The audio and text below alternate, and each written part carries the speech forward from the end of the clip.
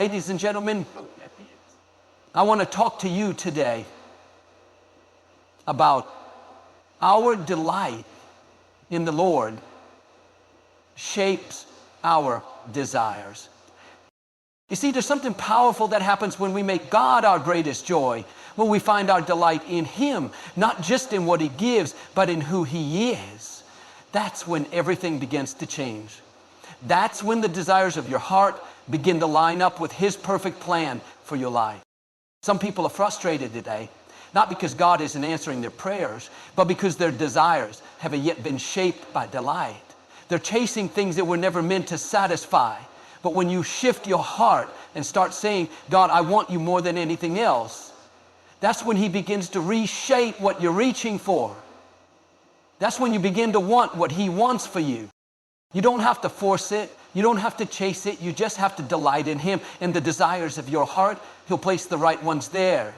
He'll lead you into divine opportunities. He'll bring the right people, the right timing, the right resources. Why? Because when your heart is aligned with His, your future becomes unstoppable. So stay in that place of delight. Don't lose your joy trying to make things happen your way. God sees you.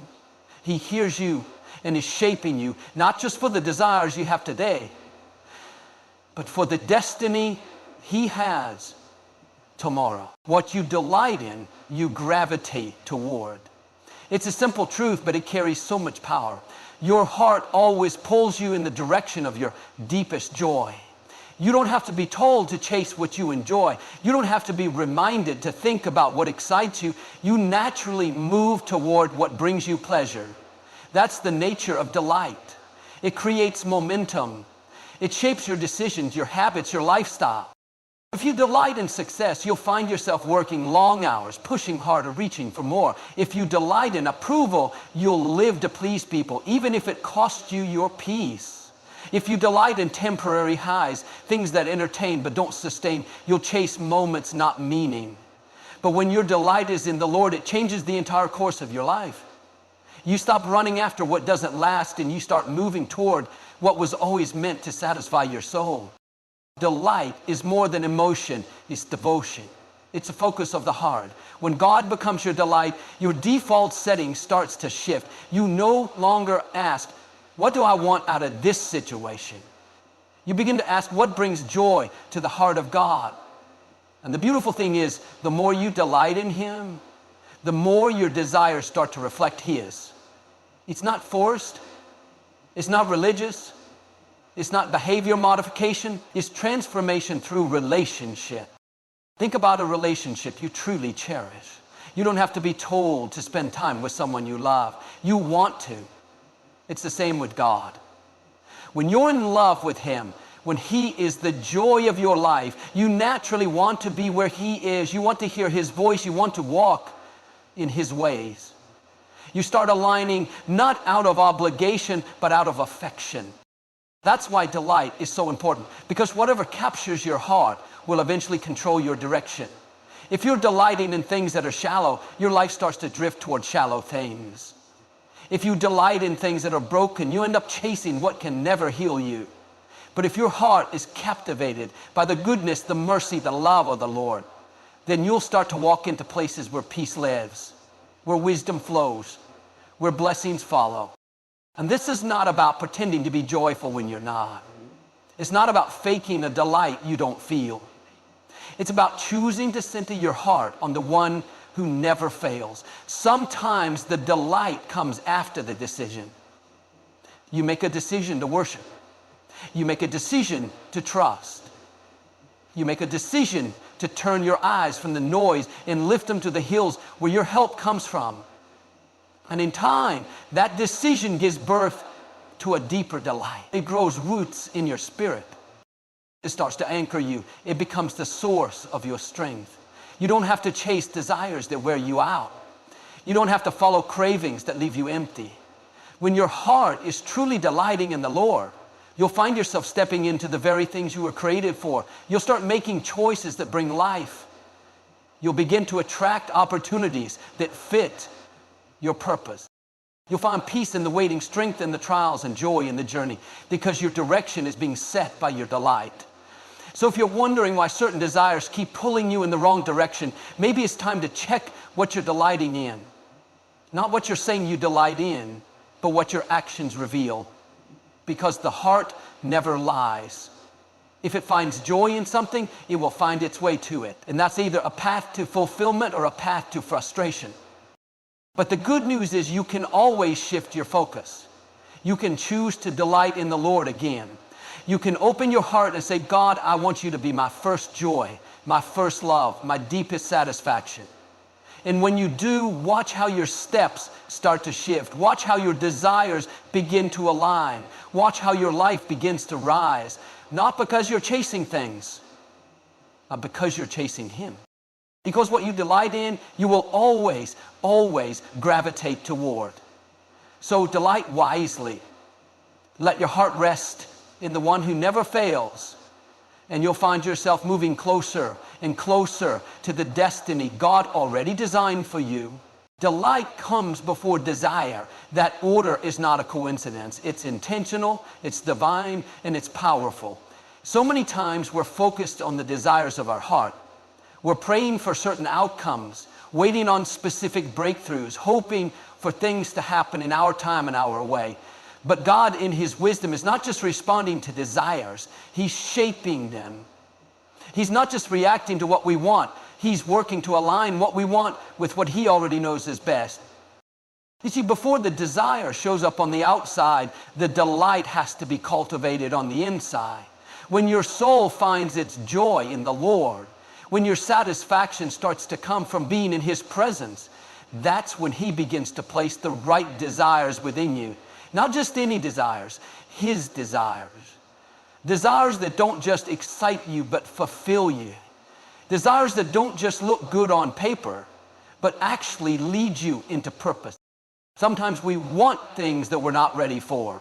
Sometimes we ask for things that are good in theory, but they would crush us if they came too soon.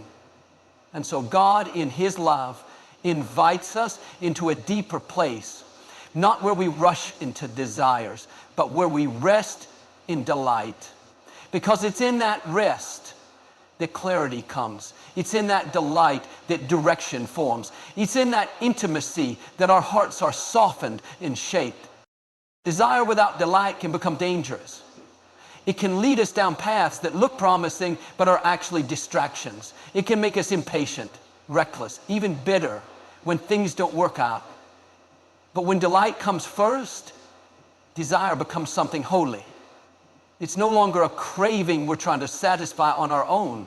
It's a longing that's been refined in the fire of God's law. Delight is the soil. Desire is the fruit. You can't expect the right fruit to grow in the wrong soil. That's why God doesn't rush the process. That's why sometimes He closes doors we thought were open. That's why He redirects us when we thought we were on the right path. Because He's trying to grow something deeper than desire. He's trying to grow trust. Trust that says, even if I don't have what I want yet, I still have what I need because I have you. And in that space, your heart begins to change. The things you used to chase don't have the same pull anymore. The things you used to stress over don't weigh you down like they did before. Because your desires are no longer fueled by fear, insecurity, or comparison. They're flowing from a place of peace. They're flowing from the joy of knowing who your God is. This is where real transformation happens. Not when your circumstances change, but when your center shifts. When you stop saying, God, give me this, and start saying, God, make me ready. When your first prayer isn't about what you want Him to do, but about who you want to become in Him. That's the power of delight. It puts your heart in His hands and your future in His timing. God is not trying to withhold from you. He's preparing you. He's purifying your motives, adjusting your vision, and inviting you into alignment. Because when you're aligned, you're no longer chasing desires that compete with His will. You're walking in desires that cooperate with His purpose. And when your desires cooperate with God, doors open, peace follows, and favor begins to flow. But it all starts with delight. It starts with choosing to find your joy in Him, even when you don't have all the answers. It starts with spending time in His presence, not just for what He can do, but for who He is. It starts with worship that rises even when the waiting feels long. Because when you delight first, desire follows. And that desire will be more than just a hope. It will be a sign that your heart has been shaped by heaven. So if you're wondering why the desires of your heart haven't come to pass yet, maybe the question isn't, where are my desires? Maybe the better question is, where is my delight? Because when you get the delight right, you won't have to force the desire. God will give it. He will shape it. He will breathe on it. And in His perfect timing, He will bring it to life. Because in His kingdom, delight always comes before desire. Desires are not denied, they're refined. The truth changes how we wait, how we trust, and how we walk with God. When we bring our desires to Him and they don't come to pass the way we expected, it's easy to assume the answer is no. It's easy to feel overlooked, forgotten, or even rejected. But what if the delay isn't a denial at all? What if God, in His mercy, is not shutting the door on our desires, but shaping them into something greater? We live in a world that moves fast. We're used to instant responses, quick returns, and immediate satisfaction. So when we bring a sincere desire before God and the answer doesn't come right away or doesn't come the way we imagined, it can create confusion. But God operates on a different timeline. He's not interested in just fulfilling surface level requests. He goes deeper. He looks at the heart behind the desire, the maturity needed to carry it, and the timing required for it to bloom. Refinement is not rejection. It's a process of preparation. It's the loving hand of God taking something raw and making it ready. Sometimes we don't even realize our desires need refining until life presses us. It's in the pressure, in the waiting, in the moments of stretching that our motives are tested. Do we want this thing because it glorifies God or because it validates us? Do we want it because we're called to it or because we're comparing ourselves to someone else? God doesn't just answer what we ask for, He answers what we're ready for. And if we're not ready, He doesn't discard the desire. He works on it. He works on us. He adjusts the angles of our expectation, strips away the layers of pride, filters out the noise of insecurity, and then breathes life into something new. Something we never could have imagined, but something that fits us far better than what we thought we needed. There are desires you had in the past that didn't come to pass, not because they were bad, but because they weren't yet blessed. God was protecting you from stepping into something too soon. He was building your character before releasing your calling. He was deepening your roots before increasing your reach. And if you look back now, you might be able to see it. What once felt like denial was really divine editing. Refinement takes time. It's not always obvious. You may still carry that desire, still pray over it, still believe for it, but notice how your heart has shifted. Notice how what once felt like desperation now feels like peace. That's refinement. That's God slowly transforming your desire into something that doesn't control you but serves you. Something that no longer distracts you from your purpose but pushes you deeper into it. And the beauty is, God honors refined desires. He responds to the prayers that have passed through the fire. He rewards the faith that chose to wait rather than walk away. He sees the one who said, God, even if it doesn't look like I thought it would, I still trust you to shape it into what it's supposed to be. That kind of trust moves heaven. That kind of surrender opens doors. So if you're carrying a desire today that feels unfulfilled, don't assume it's been denied. Take a closer look. Ask yourself, is God refining this? Maybe the timeline has changed. Maybe the form it takes will look different. But if you're delighting in Him, if your heart is aligned, then that desire is not forgotten. It's being prepared for something deeper, something lasting, something eternal. God is not cruel. He doesn't tease us with dreams just to crush them, but He is wise. He knows when a desire is premature. He knows when a prayer needs more patience. He knows how to shape a good thing into a God thing. And when He does, it will be better than what you were hoping for. That's the hope we hold on to. That's why we keep praying, keep believing, keep trusting, even when it feels quiet. Because God's silence is not his absence, and his delays are not his denials. He's refining, molding, shaping us into people who can carry the weight of what we once only imagined. So hold your desires with open hands. Give God room to refine them. You might just discover that what he gives you in return isn't just an answer to prayer. It's a life changed, a soul matured, a purpose awakened. Because in his hands, your desires are never wasted. They are refined until they reflect something far greater than what you first asked for. Joy in God protects us from empty pursuits. It becomes a safeguard for our hearts, a compass for our decisions, and a filter through which we begin to see what truly matters. In a world constantly offering new distractions, louder promises, and shinier goals, it's easy to chase things that sparkle but don't satisfy. When we're not anchored in something deeper, we find ourselves running after temporary highs that ultimately leave us empty.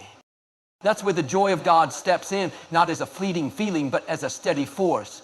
It's not dependent on circumstances, achievements, or approval. It's rooted in knowing who he is and who we are in him. And when that kind of joy takes root in our hearts, it gives us the strength to say no to what might look good, but isn't good for us. It helps us recognize the difference between what feeds the soul and what only feeds the ego. Empty pursuits often disguise themselves as noble ambitions. They can look like success, popularity, influence, or even productivity. But if those things are driven by insecurity or comparison, they can take us further away from peace. You can achieve everything on your list and still feel incomplete if you weren't meant to be chasing it in the first place. That's why joy in God is so vital. It anchors us to a purpose bigger than ourselves and gives us discernment about the path we're on. When your joy is in God, your vision gets clearer. You stop needing constant validation from people. You stop measuring your worth by metrics and milestones. You begin to move through life with confidence, not because you've got it all figured out, but because you know the one who holds it all together. That internal joy becomes your protection from striving for things that don't align with who you're becoming. People may offer you shortcuts. Opportunities might arise that promise quick success, but when your heart is full of joy from walking with God, you won't be as tempted to settle for something beneath your calling. That joy becomes like a voice inside saying, that's not for you, or you've outgrown that, or that doesn't line up with the peace you have in me. It shields you from chasing every open door and helps you wait for the right one. There's a freedom that comes when you're no longer ruled by what the world says you need. When God becomes your source, you don't need to keep up with every trend or prove anything to anyone. That doesn't mean you stop dreaming or setting goals. It means your motivation is different. It means your pursuit isn't rooted in emptiness, but in fullness. You're no longer searching for something to complete you. You're moving from a place of already being filled. Think about how many detours we could avoid if we simply stayed rooted in that joy. How many wrong relationships, fruitless ambitions, or exhausting cycles could be prevented if we didn't let discontentment lead us? When you have joy in God, you don't chase what's flashy. You follow what's faithful. You learn how to wait well. You trust that you're not missing out because the one who knows you best is guiding you. That's not always easy. There will still be moments when other paths look tempting. There will still be days when you wonder if the slower road is worth it. But joy in God has a way of quieting those questions. It reminds you that peace is better than applause, that purpose is greater than popularity, that significance isn't found in chasing everything. It's found in staying connected to the one who's already enough. You might not always feel like you're moving fast. You might not have the biggest platform or the loudest voice, but if you have joy in your journey, you're already rich. You're already successful in the ways that matter most. And that inner wealth will protect you from spending your energy on things that don't matter in the long run. So the next time you feel the pressure to prove, to push, or to pursue something just to feel fulfilled, take a step back and check your joy. Has it been replaced by anxiety? Has it been overshadowed by envy? If so, don't panic. Just return. Return to the presence where your joy began. Return to the relationship that fills what nothing else can. Because when joy is restored, clarity follows. And with clarity, you'll know what's worth your energy and what's not. You'll recognize what builds you up and what wears you down. You'll walk away from empty pursuits, not with regret, but with gratitude. Because now you know where your true joy comes from. And nothing the world offers can compare to that. Spiritual intimacy rewires our appetite. It transforms not just what we long for, but how we long for it. When you begin to walk closely with God, not just in religious routine, but in real relationship, your desires start to shift. The things that used to seem so important, so urgent, so consuming, begin to fade into the background. You start to crave something deeper. Your spirit begins to reach for things that feed your soul, not just your senses. There is a kind of hunger that exists in all of us. It shows up in different ways, in the need for acceptance, in the longing for success, in the pursuit of significance. We search for meaning in accomplishments, people, experiences, but left on its own, that hunger can lead us down paths that only intensify the emptiness. You can fill your life with more and more and still feel a gnawing ache inside. That's because the appetite hasn't been rewired. It's just been redirected. But when you cultivate closeness with God, something changes. You start to recognize the difference between what satisfies for a moment and what sustains you for a lifetime. His presence has a way of exposing every substitute. He reveals what's real and what's just noise. And the more time you spend with him, the less appealing the counterfeits become. Spiritual intimacy isn't just about knowing Scripture or going through spiritual motions. It's about connection. It's about having moments where you're not performing for God. You're simply being with him. It's in those moments when everything else is quiet, when your heart is open, that he begins to recalibrate your inner world. The appetite of your soul starts aligning with his heartbeat. You begin to crave truth over trends. You choose depth over distraction. You want to grow, not just get by. You want purity, not just popularity. And that transformation isn't forced, it's organic.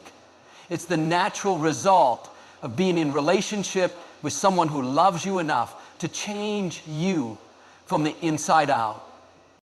It's like your taste changes.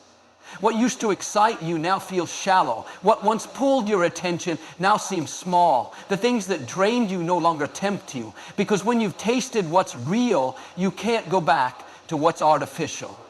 When your soul has experienced the richness of his presence, it no longer settles for spiritual junk food. That doesn't mean you'll never be tempted again. The old appetites might still show up from time to time, but the difference is now you recognize them for what they are. You're aware. You're awake. You know when something's off because your spirit has been trained to detect what's missing. That awareness is a gift of intimacy. It's a result of consistently choosing to draw near, even when it's inconvenient, even when it's uncomfortable, even when it costs you something. And it does cost something, because spiritual intimacy requires space. You have to make room for it. You have to turn down the volume of everything else in order to hear the gentle voice that's always been there. It means saying no to distractions, no to busyness, no to everything that clutters your soul. But what you gain in return is priceless. You gain clarity. You gain peace. You gain direction. You gain the kind of strength that doesn't come from striving, but from being filled. And with that strength, you walk through life differently. You're not reacting to every impulse or chasing every trend. You're moving from a place of fulfillment. You're steady, rooted, grounded. And it shows. People can sense it. There's a calm about you, a confidence that doesn't need to announce itself. Because when your appetite has been rewired by God, it speaks louder than your words. It's evident in how you treat people, how you make decisions, how you prioritize your time. You're not driven by what's loud. You're led by what's lasting. This isn't something that happens overnight. It's a journey. But every moment you spend with God, every prayer whispered, every time you open your heart, it's working. It's shaping you. It's transforming what you hunger for. And even if you don't see it yet, others will. They'll see that you're not easily swayed. You're not chasing applause. You're anchored in something deeper.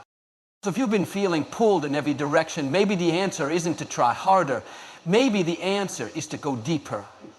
Maybe it's time to pause and reconnect with the one who can satisfy that hunger in a way nothing else can.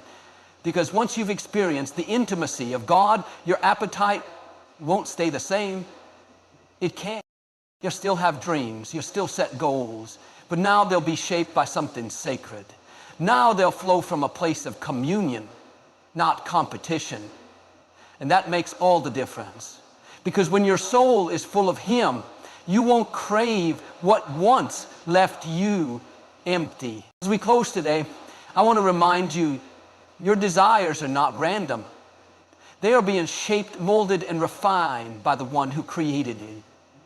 When you delight in the Lord, you're not just worshiping Him, you're aligning with Him. You're giving Him permission to come in and rework the blueprint of your heart so that what you long for begins to match what He's already prepared for you. Maybe you spent years chasing things that left you tired. Maybe you've been pulled in different directions, unsure of what you truly want. But I believe today is a turning point. Because when you start to find your joy in Him, not in what you have or don't have, not in the outcome or the applause, but in Him alone, something powerful happens. You stop living out of pressure and you start living out of peace.